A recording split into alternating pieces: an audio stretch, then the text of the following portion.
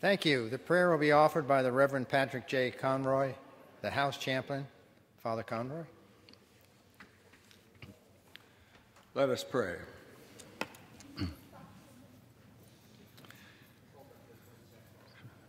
Lord God of history, we thank you for this day when former members return to Congress to continue in a less official manner their service to our nation and to this noble institution. May their presence here bring a moment of pause, where current members consider the profiles they now form for future generations of Americans. May all former members be rewarded for their contributions to this constitutional republic and continue to work and pray that the goodness and justice of this beloved country be proclaimed to the nations. Bless all former members who have died since last year's meeting, 24 in all. May their families and their constituents be comforted during a time of mourning and forever know our gratitude for the sacrifices made in service to Congress. Finally, bless those here gathered, that they might bring joy and hope to the present age and supportive companionship to one another. Together, we call upon your holy name now and forever. Amen. Amen. Thank you, Father Conroy.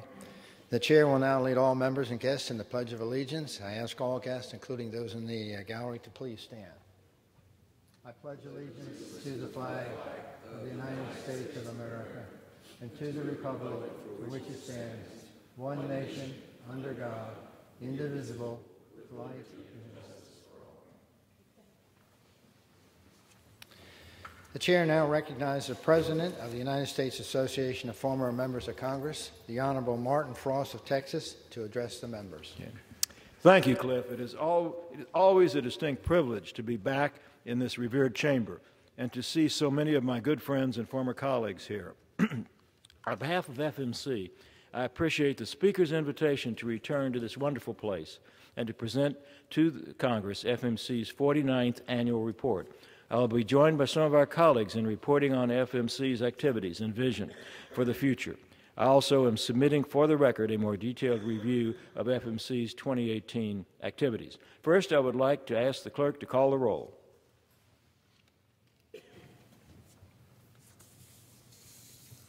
Mr. Coyne of Pennsylvania. Here. Present. Mr. Carr of Michigan. Present. Mr. Davis of Virginia. Mr. Dent of Pennsylvania. Mr. Diaguadia, present. Mr. Dorga of North Dakota. Mr. Ferguson of New Jersey. Mr. Frost of Texas, present. Mr. Gingrey of Georgia, present. Mr. Goodlatte of Virginia, present. Mr. Green of Texas, present. Mr. Hertel of Michigan. Mr. Hughes of New Jersey. Mr. Jones of Oklahoma. Mr. Coble of Arizona, present. Mr. Conyu of California, present. Mr. Kopetsky of Oregon, present. Mr. LaHood of Illinois. Mr. Lancaster of North Carolina, present. Ms. Lincoln of Arkansas. Mr. Matheson of Utah, present. Mr. Micah of Florida, present. Mr. Miller of Florida. Ms. Morella of Maryland, present. Mr. Murphy of Pennsylvania, present. Mr. Paulson of Minnesota. Mr. Payne of Virginia, present. Mr. Rahal of West Virginia, present. Mr. Sopalis of Texas. Mr. Slattery of Kansas, present. Mr. Stearns of Florida, present. Mr. Walsh of New York. Mr. Weldon of Florida, Present. Mr. Weller of Illinois. Are there any other members present who have not been called and wish to be recorded? Well, I am chair of Michigan, and I noticed that Patel is now here. Thanks, Governor. Anyone else? If not, the clerk will announce. Thank you all for joining us today. As I prepared for today's report, it brought back many, many happy memories of my 26 years serving in this august body. For all of us, service in this remarkable building was the pinnacle of our professional lives, and I know that for each and every one of us, there are memories that will forever remind us of the great privilege we enjoyed as a representative of our constituents. For me, these memories include great friendships with colleagues from both sides of the aisle, working with terrific and talented young people as a part of my staff, and pushing forward pieces of legislation that I know have made a huge positive difference. By serving in Congress, we were given the opportunity to serve our country and its citizens. I am proud that through FMC we can continue, in a small measure, the public service that brought us to Congress in the first place. My colleagues and I will describe later in this report that the many projects through FMC members continue to give back. As you know, every year during our annual meeting, we seek to recognize a colleague for her or his exemplary public service during and after Congress. This tradition was started in 1974 when we recognized President Jerry Ford with our first Distinguished Service Award, and has continued annually since. Other recipients include Tip O'Neill, Bob Michael, Jack Kemp, Tom Foley, and many others. The award rotates between the parties, and this year a Republican former member is slated to be recognized. When our executive committee started considering whom to honor, immediately Connie Morella of Maryland emerged as the clear favorite, and by unanimous consent, we agreed that she should be our distinguished 2019 Distinguished Service honoree. I now invite Connie to join me here at the dais. Connie? Okay. And we have, Connie, I have a few remarks, and then you'll have the opportunity to say something also. Connie Morella, former member of the House of Representatives and former ambassador, exemplifies, like few others, a commitment to serving her community and her nation.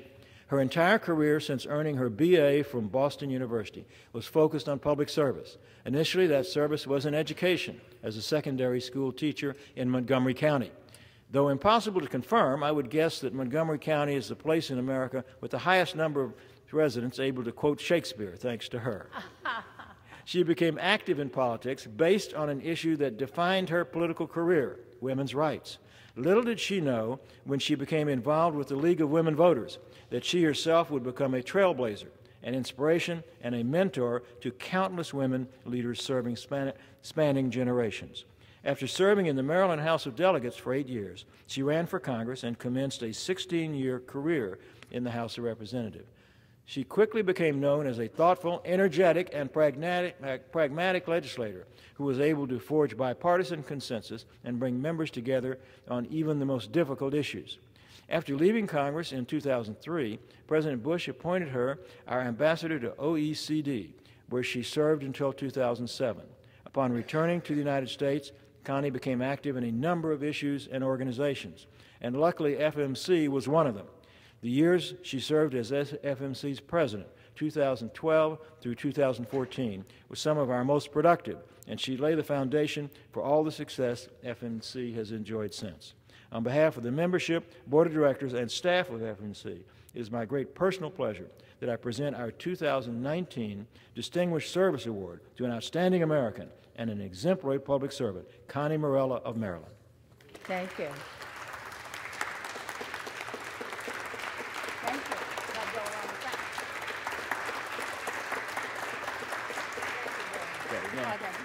Now, some of you who attended our dinner may remember that someone on the stage dropped the award, and I'm going to be careful not to drop this one.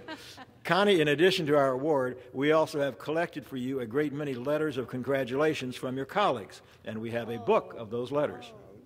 And anyone who has not contributed their letter can submit it to the office, and we will make sure that Connie gets that. We now would be thrilled for you to share some remarks. But let's put this down so neither one of us drops it, okay? This is beautiful. What a tone. Okay. This is great. It's all yours, yeah, Thank whatever you like. Thank you Okay. very much. Thank you. Okay. We'll share both sides. I want to thank you very much, President Frost. And you reminded me of something Mae West had said. Too much of a good thing can be downright enjoyable. I enjoyed it, but you could have gone on even further, although you did exceed the time limit. Thank you very much for the laudatory and generous remarks. I want to thank you also for your leadership in the organization. You are a guy who has your eye on the objective, on the prize, and you work unrelentingly until you succeed, and you do succeed. You never retreat. My special thanks and appreciation to the Association of Former Members of Congress, to the board, to my colleague members. What an outstanding group whose action promotes dialogue, bipartisanship, and service. I'm very moved and honored by this great honor, especially because it comes from my dear friends and colleagues. You know, there's nothing better, nothing higher than getting an award from your peers. It means a great deal, and it means a great deal to me. People who've served very, very well in the People's House. I reflect with awe on the list of previous recipients. Some of them were mentioned by President Frost. You know, Bob Michael, Lee Hamilton, Lindy Boggs, Amo Houghton, Ray LaHood, et cetera, and others. Incredible company. People I have respected and admired, and I accept the honor for all of you. I want to thank you for your continuous passion for the People's House and for your friendship. I'm a lucky camper.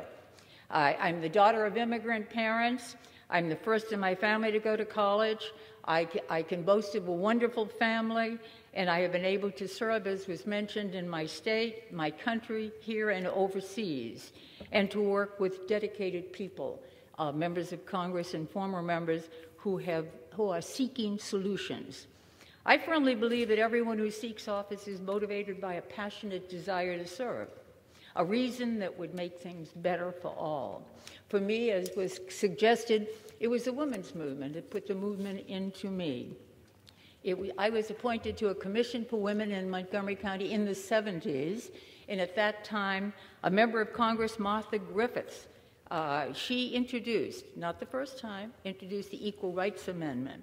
She got it passed through a draft resolution, the discharge petition, remember that? She passed it, went through the Senate, signed by the President. But amendment was needed to approve it to become part of the Constitution. And so I started lobbying for Maryland to pass the amendment. As you know, we needed 38 states. And that was when I realized the inequities in education, credit, education. I then decided I wanted to seek office in the Maryland legislature to have a seat at the table. So after 8 years serving in the Maryland House of Delegates, I was elected to Congress, the 100th Congress, with many people who still serve, like Nancy Pelosi, John Lewis, John Lewis, Fred Upton, many others who served, and many who are former members, some who are here today. Dave Skaggs, Amo Houghton, Ernie Connew.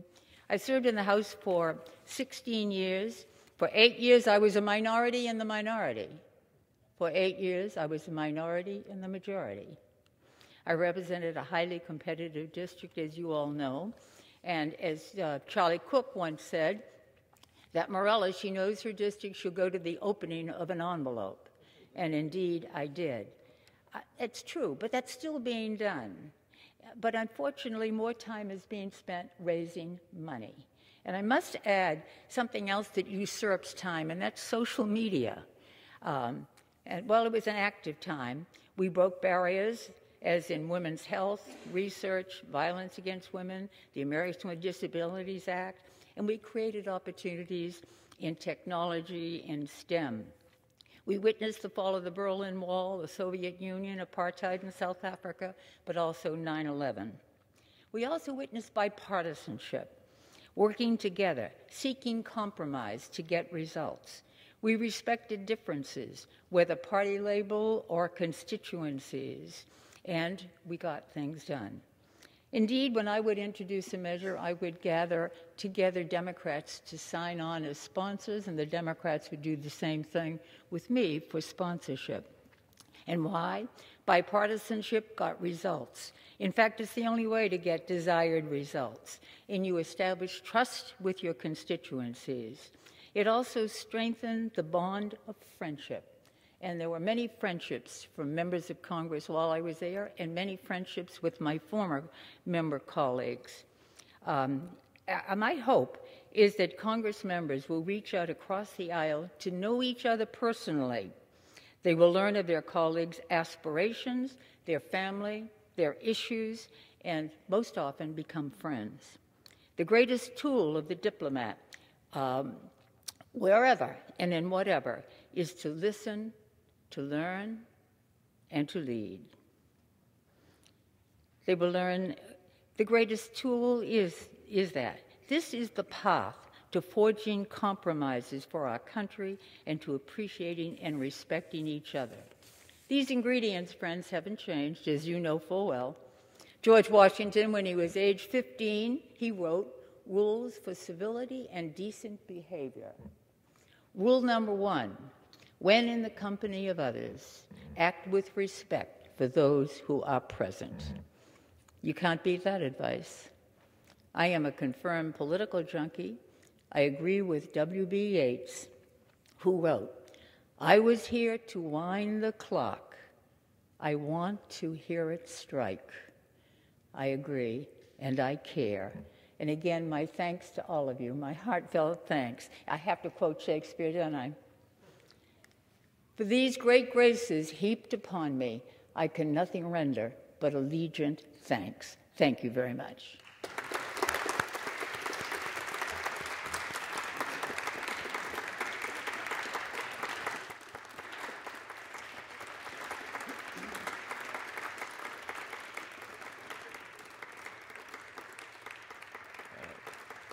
And Connie, I know it may come as a great surprise to you, but the great state of Texas that Gene Green and I represented was one of the first states in the country to pass the Equal Rights Amendment.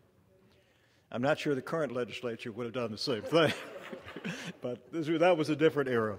And again, congratulations to you, Connie, and thank you so much for all you have done and continue to do for FMC. It is now my great honor in my capacity as president of FMC to report on FMC's activities for 2018 and 2019. Now, I must note that the very competent staff member who prepared these remarks doesn't realize that some of us from the South speak more slowly than some other people from the rest of the country. So Phil Gingrey and I, who will speak later, will try and speed it up as much as we can. Our association was founded in 1970 and chartered by Congress 13 years later in 1983. We are completely bipartisan and see our mission as informing about Congress and bridging the political divide. That mission is translated into programs that bring former members together with student audiences across the nation, focusing on civics and public service. We also further our mission by creating programs and study missions involving current members of Congress on a bipartisan basis. This work over the years has been extended to now include congressional staff, both from the D.C. offices as well as district directors across the nation. We are successful because Republicans and Democrats, whether former members or current members, come together in partnership with a willingness to work together for the common good. We are proud to have been chartered by Congress, and we are equally proud that absolutely no taxpayer dollar is earmarked or expended to make our programs possible. Everything FMC does is financed via grants and sponsors, our membership dues, and our annual fundraising gala, the Statesmanship Award Dinner. Our colleagues L.F. Payne and Mike Ferguson led our fundraising efforts for the most recent gala dinner at the Mellon Auditorium, and I am extremely pleased to report that thanks to their leadership and the incredible efforts of a great many former members, we had our most successful fundraising dinner when we honored Senator Burr and Senator Klobuchar, as well as the House Problem Solvers Caucus and the Lufthansa Group for their corporate philanthropy. My thanks to all our colleagues who worked so hard on this outstanding event. Thanks to this success, as well as our year-round fundraising efforts, I can report to Congress and the FMC membership that our finances are sound, our projects are fully funded, and our most recent annual audit by an outside accounting firm confirmed we are running FMC in a fiscally sound, responsible, and transparent manner. And let me stress again that no taxpayer dollars are earmarked for our work, that everything we do is self-funded. Let me stress also that we are a volunteer organization, and our programs have an impact because our members, on a bipartisan basis, contribute to us their knowledge and time. We are successful because former representatives and senators come together across party lines for the good of our organization, and they do so on a pro bono basis. They believe in our mission, and they continue to have the public servant's heart. Former members of Congress in 2018 donated to FMC over 7,000 hours of energy, wisdom, monitoring, and expertise without receiving compensation for it. Their only remuneration is their knowledge that they are giving back, that serving in Congress was a unique privilege, and it comes with the mandate to encourage and empower the next generation. On behalf of FMC, I want to thank all of our colleagues who have contributed their time and expertise to make FMC such a great success. We are extremely proud of our nearly 50-year history creating lasting and impactful programs that teach about Congress and representative government at home and abroad. Next year will be FMC's 50th birthday, and it is truly amazing how much we have accomplished. Let me give you a brief overview of 2018 and also a vision for 2009 and beyond. Over the past 12 months, our FMC staff has conceived, organized, advertised, and implemented almost 100 events to move our mission forward. This is an astonishing number for a staff of 11 that relies entirely on former member volunteers for all our projects. These events range from meetings with middle school students right here in the House chamber to talk to them about the many responsibilities a member of Congress has, to week-long study missions where current member delegations, split evenly between the parties, travel to countries including Germany, Japan, Korea, and to study issues such as trade and security.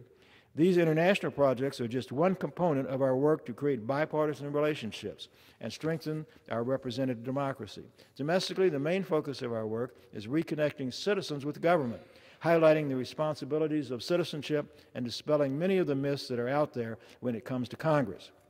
While programs such as Congress to Campus or the Congressional Study Group on Germany are long-standing undertakings that we have offered to the public for decades, they, along with our existing programs, all were infused with a new energy, vision, and enthusiasm thanks to the extensive strategic planning that we briefed you on for the past 2 years.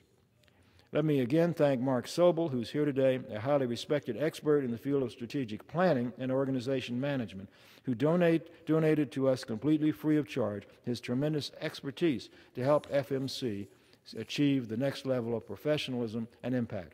He helped us craft an extremely thoughtful and visionary strategic plan, which the FMC board approved a little over 2 years ago. Since then, the effect of this incredibly important exercise can be felt in all aspects of the organization. We, our board of directors, and the exceptional FMC staff have made great strides in implementing this plan. For example, when it comes to branding FMC as a unique authority on Congress, unparalleled in our expertise and experience. We now have a much more focused media strategy, have unified our current member programming with our former member programming under one logo and our respective recognizable brand, and are much better at pushing out our message of bipartisanship using social media, for example. I also am more than pleased to report to you that a brand new website showcasing our new logo and look has gone live since the last Congress. This has been a major focus of my predecessor, Cliff Stearns, who kept asking, when's the logo going to be up? When's the website going to be up? And he finally got his answer during his 2 years as FMC's president. And I'm thrilled that all of his hard work came to fruition with the new website, which reflects much more accurately the vibrant and impactful organization we have become. Thank you, Cliff, for your leadership on this, and congratulations to our staff member, Alia Diamond, who did such a tremendous job creating our new website. As I look at FMC's future, some very exciting new initiatives stand out. we are using our Congress to Campus model to include a greater outreach into the community. We call this new initiative our Insight into Congress project. We took the idea for a test run just last week in Austin, Texas, with Gene Green, who's here today. Two former members, Gene Green and Randy Nogebauer, went to Austin not to meet with a single university, but different aspects of the whole community. This included several events hosted by Samsung with their local workforce and executives, as well as high schools, the Chamber of Commerce, and others. We think this could be a really interesting expansion of the work we already do under Congress to Campus.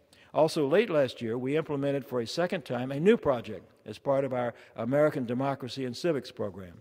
We brought together a bipartisan group of 4 current members, 2 Democrats and 2 Republicans, hosted in his Boston district by Joe Kennedy, and put a program together for the 4 of them to meet with several high schools, universities, and public forums.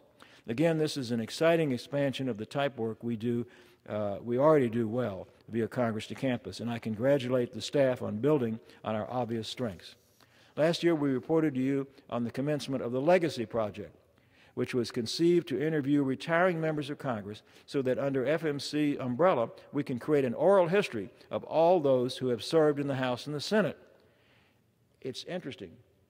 No one else was doing this on a comprehensive basis. Not the Library of Congress, not the Historian's Office, and this is something I think will have a lasting impact, and once these oral histories have been transcribed and analyzed, we are donating them to the Library of Congress, where they will be available for review. I'm pleased to report that we have already surpassed our initial goal of 30 completed interviews, and that we are now moving forward with analyzing the data we have collected, as well as expanding our interview outreach. We started with the people, some of who were in this room, who left at the end of the last Congress. I, along with 5 other members, last week had the honor of testifying before the House Select Committee on Modernization of Congress, and when completed, we hope to present our findings of the Legacy Project to the committee later this year. In addition, we continue to find opportunities for former members to travel. I know members like to travel, both current and former, and be ambassadors on behalf of our representative democracy. Just last week, we dispatched a delegation of former senators to China. This is the 11th delegation over the past 6 years that we have sent to Beijing and other Chinese cities so that we can play a small role in fostering better dialogue involving the United States and China.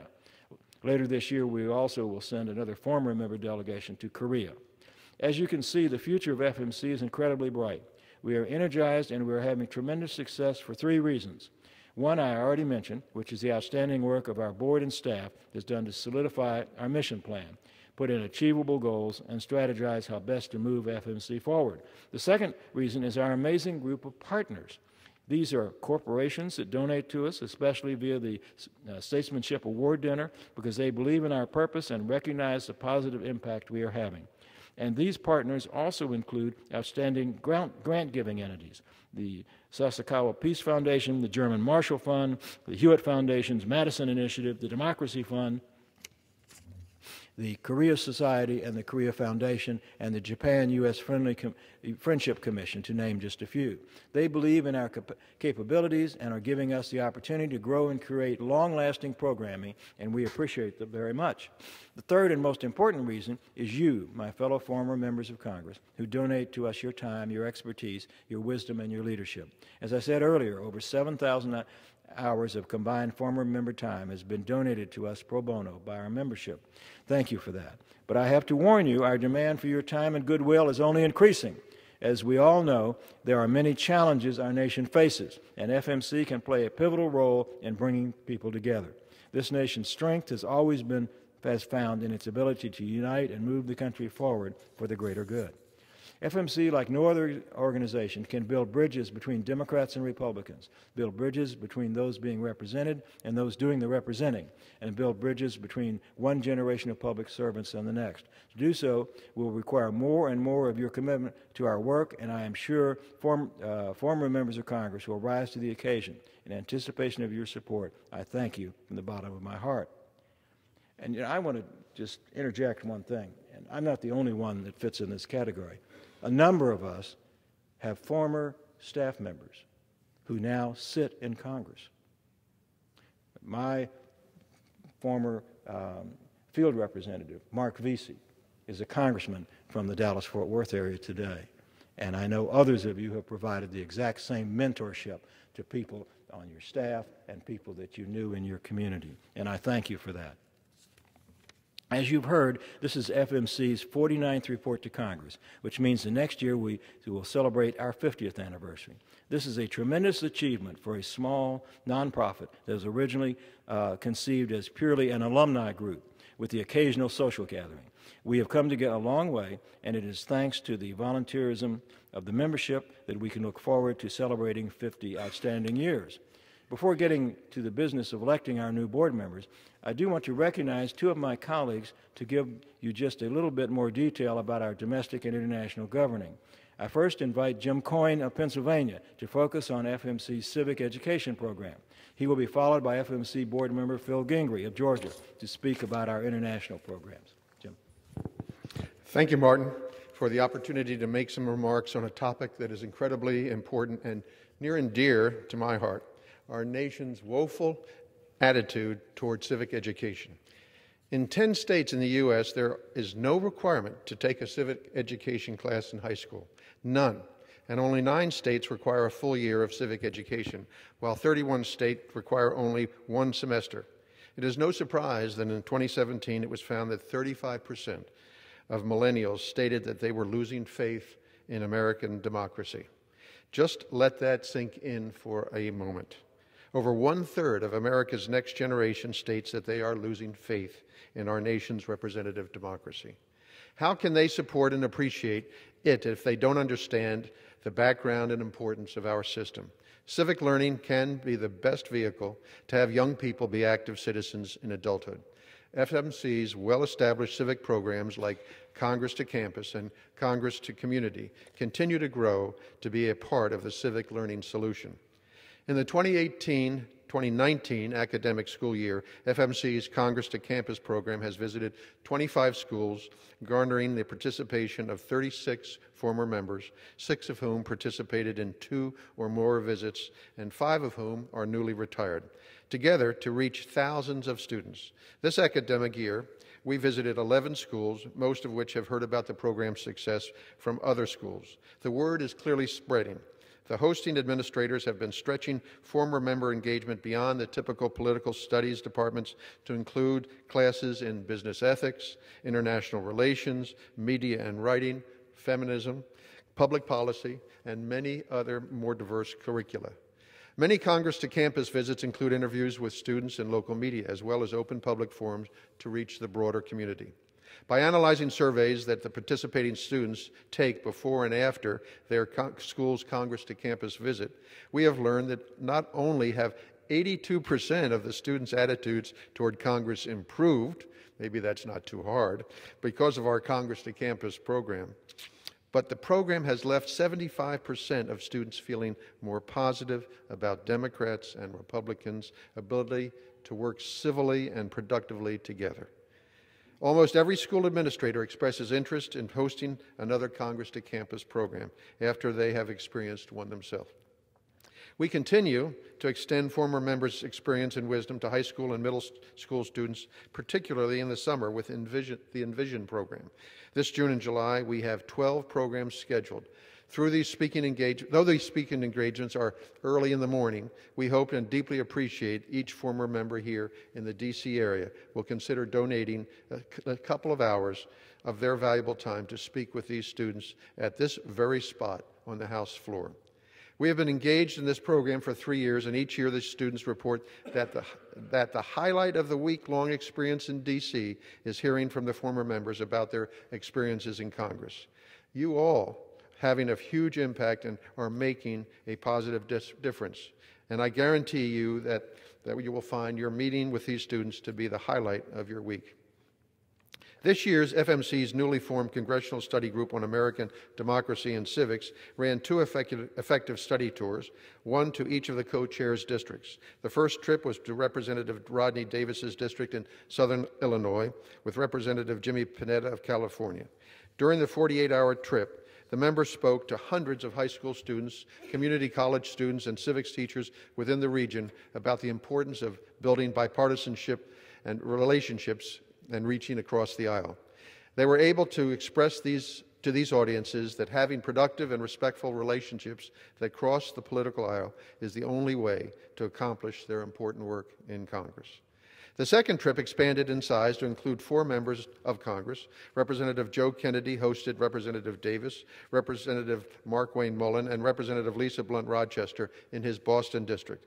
The delegation spoke to hundreds of high school students and had a public discussion at the Edward Kennedy Institute for the Study of the U.S. Senate. The presenting members could not have come from more diverse districts, from a liberal urban setting in New England to a conservative rural district in Oklahoma, and a red, blue, and purple state in the Wheat Belt, and where it had both Republicans and a few Democrat constituents. The next study tour is planned for early September to Representative Mark Wayne Mullen's district in Oklahoma. Our former members are also helping to strengthen civic education at the state level. FMC has been working with the Civics Now coalition to connect former members of Congress with civic learning communities in individual states to improve and strengthen state-level policies and practices in civic education. We began with Pennsylvania. Former member Jim Gerlach leads a bipartisan group of 8 Pennsylvania former members who are working with the State Department of Education and local civic education organizations to update their civic curricula and requirements. We are now forming groups for former members to work together on promoting and improving civic education in the great state of Texas and California. And FMC hopes to add more states this coming year. We hope everyone will consider helping. We continue to see the great value of working with district directors. Next week, we will bring a bipartisan delegation of district directors from all over the country to Nashville to better understand America's current state of health care, with a particular focus on the opioid crisis. Later this summer, we will bring another delegation of district directors to Canada to take a closer look at our relationship with our northern neighbor, concentrating on new trade deals and border issues. And in the fall, we're bringing together all the district directors we've met for a 2-day symposium to examine more constituent issues and encourage solutions that help their districts regardless of parties. Martin has asked me to yield some time at this point to Phil Gingrey of Georgia to share with the membership an update on our international work. I therefore thank you for your attention and now yield the floor to Mr. Gingrey. Jim, thank you for yielding some of your time. Primarily, I'll report on the Congressional Study Group programs. As a member, I had the honor of co-chairing the Congressional Study Group on Germany for, I think, 4 years, and it was absolutely one of the highlights of my 12 years in the Congress. In 1983, our colleagues saw the globalization was coming, and they realized that a fire hydrant of information was not going to include what was happening with our allies, our adversaries, our trading partners in developing nations, except for those few members who were on the Armed Services Committee or the Foreign Affairs Committee. So the Congressional Study Groups were born. In the past year, we have continued that mission through the continued program impact of the Congressional Study Groups on Germany, Japan, Europe, and most recently, Korea.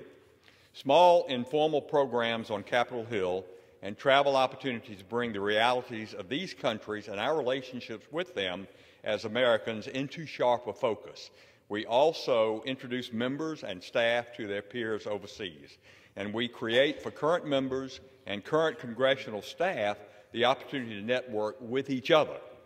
FMC understands that bipartisan cooperation doesn't just magically appear, and it doesn't always begin at work or in the committee rooms. Often it starts informally at dinner, at the ballpark, or on trips such as the ones conducted by the Congressional Study Groups.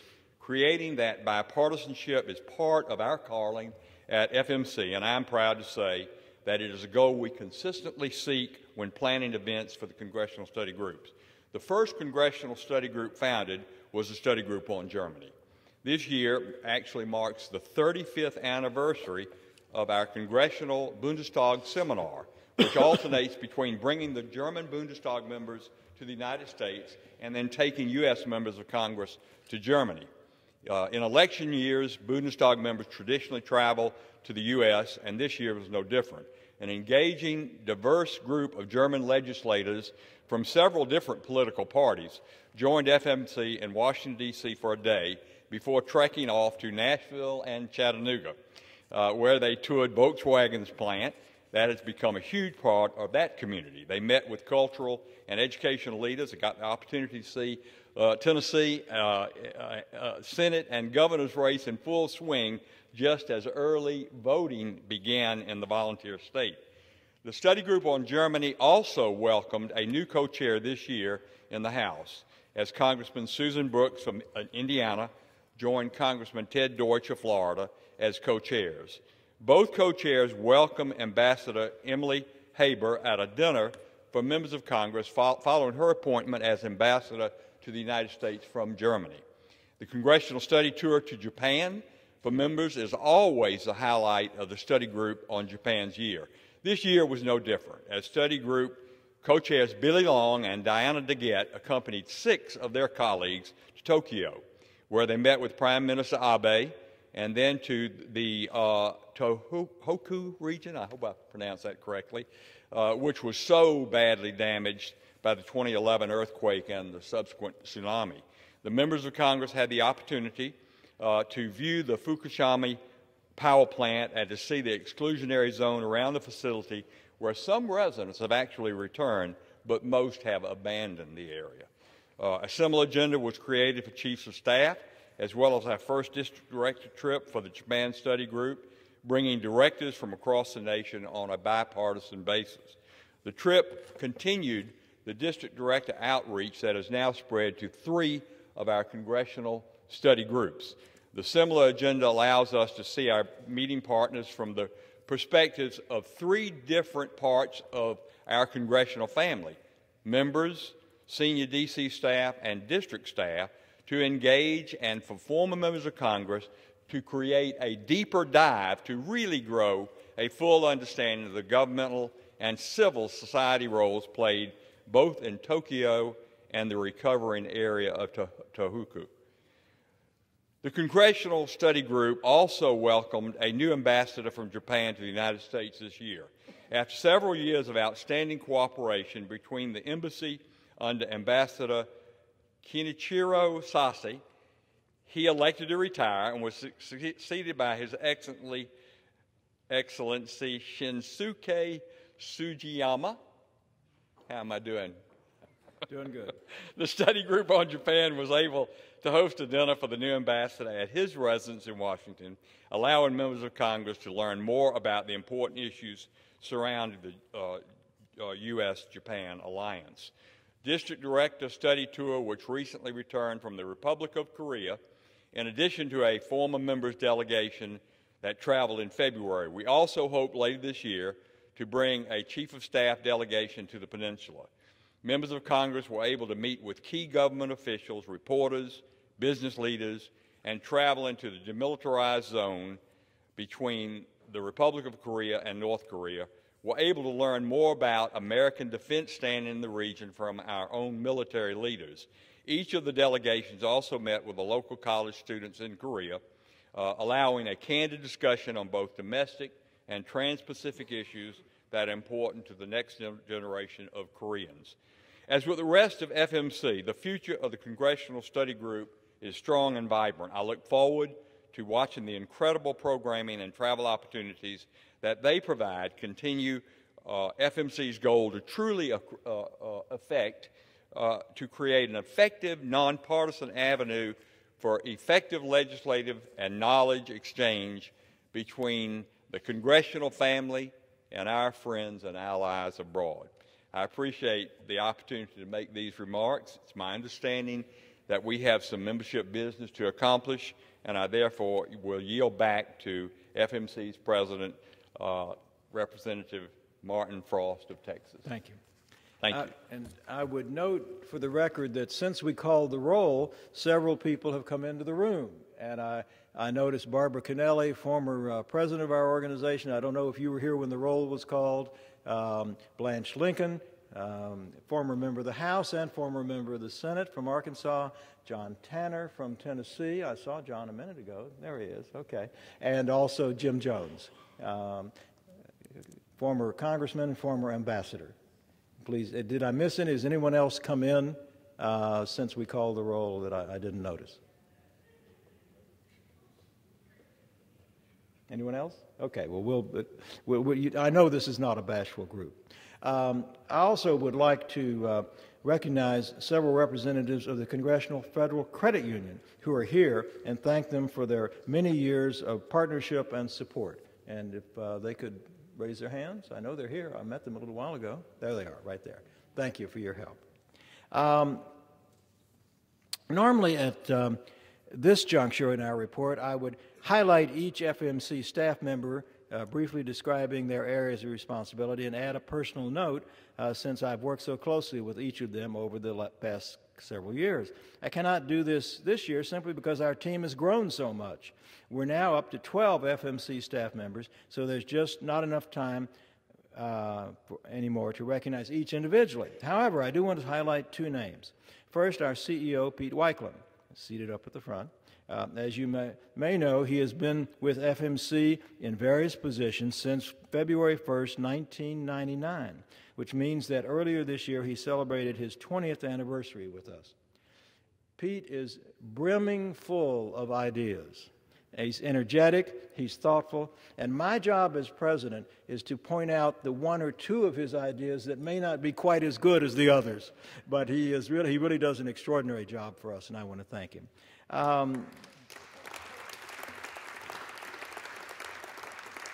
The other staff member I want to salute is our COO, Sabina Schleich. She joined FMC over 8 years ago and has been the driving force behind so much of our tremendous growth and success. Now, I know Sabina was here. She was here. She must be working on the next piece of our business, the next event. Sabina is extraordinary, for those of you who haven't worked with her. She oversees all of our international programs, and she also, which I know LF as one of our dinner chairs was grateful, and I as president was grateful. She raises a lot of money for us, and she's really very good, and we're very fortunate to have her.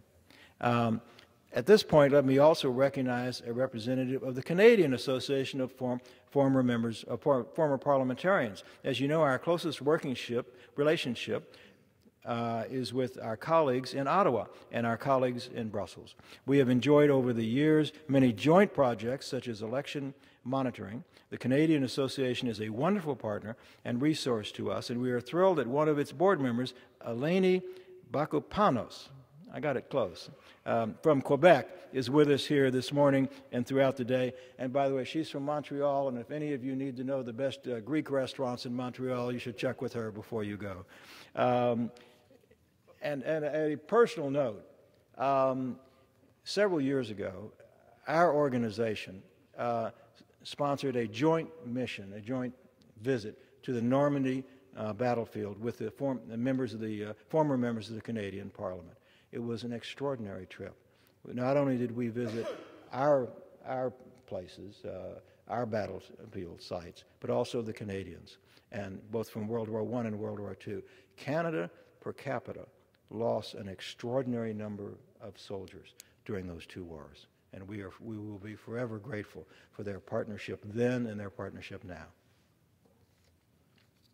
Thank you so much for joining us, and I hope you will enjoy the rest of the program.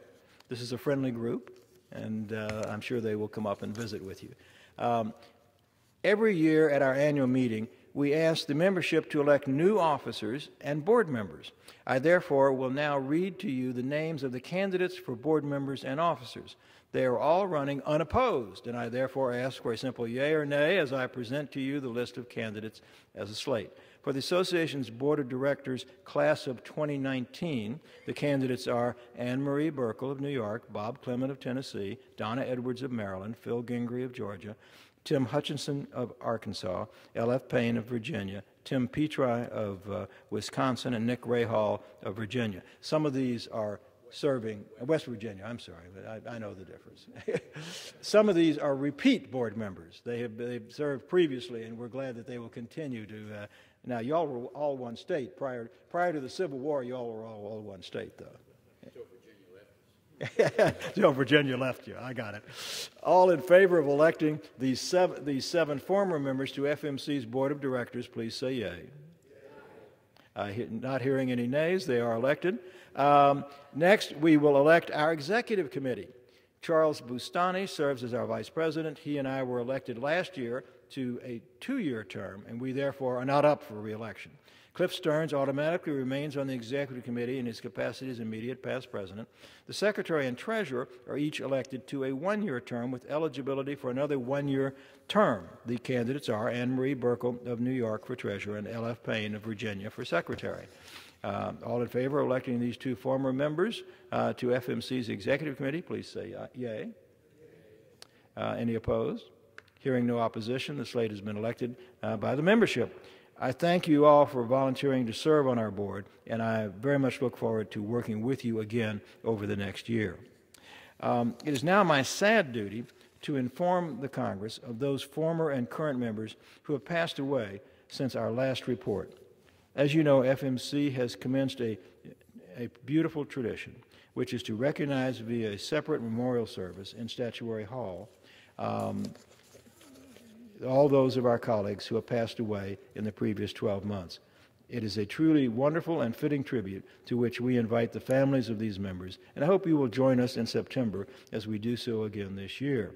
And I would note that we have patterned this after a very similar service conducted by the Canadian Parliament. And I had the privilege of representing this organization to the annual meeting of the former members of the Canadian Parliament and got to see this ceremony firsthand. And I thank you for that, too. It is a truly wonderful and fitting tribute to which we invite the families of these members, and I hope you will join us in September as we do so again this year. We also want to pay tribute to these members by making sure their names are read here in the House chamber, and they are included in today's Congressional Record. I therefore will now read the names, and I ask all of you, including the visitors in the gallery, to rise as I read their names. At the end of the list, we will pay our respect in their memory with a moment of silence. Thank you. We honor these members for their service to our country. They are Birch Evans Bye of Indiana, Leonard Boswell of Iowa, Bill Broomfield of Michigan, George H.W. Bush of Texas, a former member of the House of Representatives, Michael Mack Collins of Georgia, Ronald Dellums of California, John Dingell Jr. of Michigan, Ralph Hall of Texas, James Hansen of Utah, Margaret Heckler of Massachusetts, Ernest Fritz Hollings of South Carolina, Walter D. Huddleston of Kentucky, Walter B. Jones, Jr. of North Carolina, Paul Alaxalt of Nevada, Marilyn Lloyd of Tennessee, Richard Lugar of Indiana, John McCain of Arizona, Guy Molinari of New York, Jim Moody of Wisconsin, Dick Nichols of Kansas, Ed Pastor of Arizona, Elizabeth Patterson of South Carolina, Ellen Tauscher of California, Harris Wofford of Pennsylvania. Please observe a moment of silence.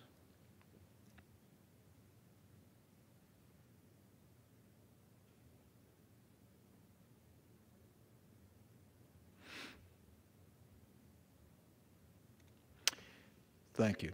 And I noticed in reading this list that I served with a number of these members, as did, I think, most of the people in this room. And I hope you will join us in September when we officially mark this occasion. Thank you. That concludes the 49th report of Congress by the former members of Congress. On behalf of FMC, I wish to thank the Speaker and Minority Leader for giving us the opportunity to return to this very special place and report on FMC's activities. I also wish to share with you how incredibly honored I am to be serving as President of this outstanding organization. We do wonderful work, and our membership's commitment is a testament to how dear you all hold this institution.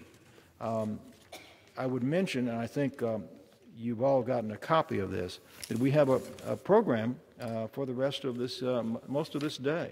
And I hope that many of you, I will recognize in just a moment, I hope many of you will attend these events. We have a reception in the Rayburn House office building starting at 9:30, and then a program about space policy, 50 years after Apollo 11, also in the Rayburn building. And then we adjourn to the National Archives, and our colleague Jim Blanchard is chairman of the board, I believe that's your title, of the National Archives, and we appreciate everything you're doing to help us. Yes, please. Thank you, Mike. I'm former Congressman Joe Giovanni. I'd like to introduce, in the spirit of bipartisanship and emerging democracies, we have guests from Southeast Europe. And if you don't mind, I'd like to just welcome them. We have from Albania, we have Monica Krimadi. She is the first female to run a political party in Albania, and she's joined here by her chairperson for the Foreign Policy Committee of that group, Clyda Josha, and their chief of staff, Errol Blaimari. We also have Fatim Bislimi, a Harvard graduate. He's from Kosovo. We have then from Preševa, the part of southern Serbia that has 100,000 Albanians. You have the mayor of Bojanovac, majority Albanian city, one of the three in Preševa, southern Serbia. You have Ragni Mustafa and Ardita Sanani. I just wanted to be sure that they know they are welcome, and I know Shirley and I have been pushing, because we represent a nonprofit called the Albanian American Civic League, an advocacy group. We're volunteers, we don't get paid, but we're pushing for an Albanian study group. The Albanians are the least understood people in Europe, Southeast Europe, and they're divided unfairly after World War I into 6 different countries to politically keep them weak. And by the way, you know how to read today. We know Connie Morella. What you don't know, but I found out through the former Members Association, like my dad, she comes from a family that has Albanian roots. My dad came here in 1929, speaking only 2 languages. He was 15, Albanian and Italian. He comes from the people that were driven out of Albania in the 15th century by the Ottoman Turks and occupied for 425 years until World War I. So Connie's family spoke Albanian, grandparents, and so did mine. I just wanted you to know that. Thank you. And I'll give these names for the record. And unlike many people in this room, I've actually been to Albania. It was an interesting experience years and years ago when I chaired a special task force of the House of Representatives to help the parliaments of Eastern and Central Europe after the Berlin Wall opened. And I believe we now turn this back over to Cliff. Sometimes we have leadership of both parties that comes and speaks to us. I don't know if we're planning to come by today, but we're actually ending a little bit early. So if we missed them, we're sorry. We had hoped that they would come by. They've done it in the past. Cliff. Mr. President, thank you, Martin. I think, as you pointed out, we were waiting for both the Majority Leader Steny Hoyer of Maryland and the Minority Leader Kevin McCarthy between 8:45 and 9 o'clock. And they might have had different schedules, commitments, so that we'll probably be here in effect as they come by. But let me close by saying the Chair again wishes to thank the former members of the House and Senate for all of your presence here today. And before terminating these proceedings, the Chair would like to invite those former members who did not respond when a roll call was called to give their names to the reading clerk for inclusion of the roll. And I think Tom McMillan came in. Is there anyone else to add? If not, the Association of Former Members of Congress annual report to Congress is closed.